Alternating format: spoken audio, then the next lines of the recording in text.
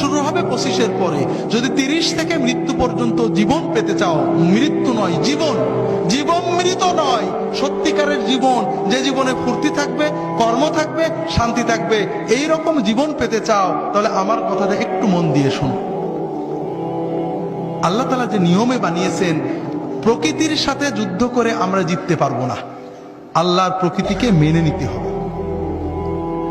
আল্লাহ তাআলা আমাদের সৃষ্টি করেছেন প্রতিদিন 6-7 ঘন্টা তুমি ঘুমাবে, গভীর ঘুম, 1-2 ঘন্টা খেলবে, কঠিন পরিশ্রম, তোমার শরীর ঘেমে রক্ত টকবক করে বেরেনে যাবে, ফুটবল, হাডুডু, ব্যাডমিন্টন, ভলিবল, দৌড়, সাঁতার, এগুলো খেলতে হবে।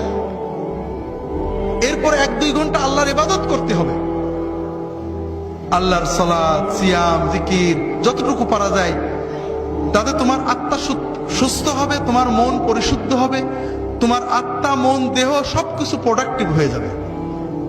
এরপরে তুমি 4-5 ঘন্টা তোমার 25-এর পরের জন্য কর্ম বা শিক্ষা নেবে।